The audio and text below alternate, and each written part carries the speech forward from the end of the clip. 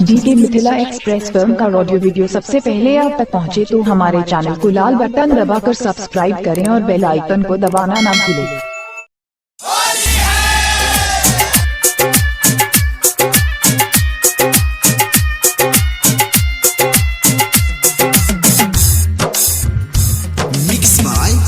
रोशन पांडे साली है साली खेलवे के करा संगे होली। साली है साली खेलवे के करा संगे होली। तू छोड़ के जब ससुराल, तू छोड़ के जब ससुराल खेलवे के करा संगे होली। साली है साली खेलवे के करा संगे होली।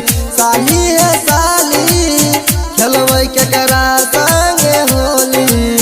साली है साली खेलवे के करा संगे Holi. Vaishnavi recording studio Akhtwara.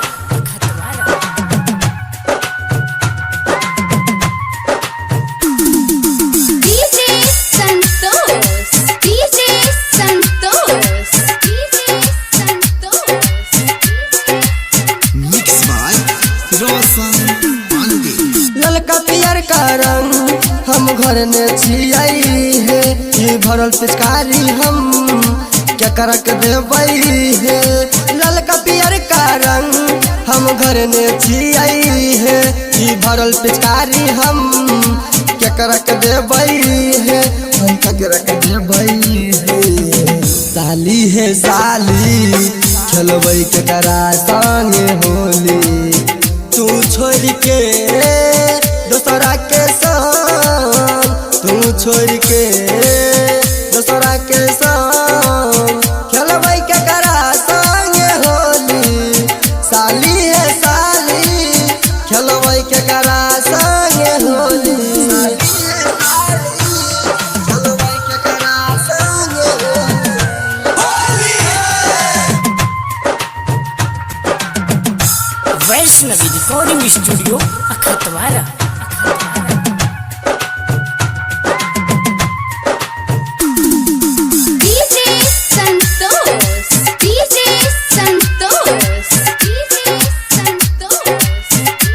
Mix by Roshan Pandey. Writer Deepak के तो दिल में बसाई लेलो। अकेला अंकुश के तो दिल से बुलाई देलो। राइटर दीपक के तो दिल में बसाई लेलो। अकेला अंकुश के तो दिल से भुलाई देलो। दिल से भुलाई देलो। साली है साली खेलवे के करा संगे होली। तू छोड़ के दूसरा के संग, तू छोड़ के दूसरा के संग खेलवे के करा संगे होली। साली है साली खेलवे के करा संगे होली। Vaishnavi recording studio अखतवारा।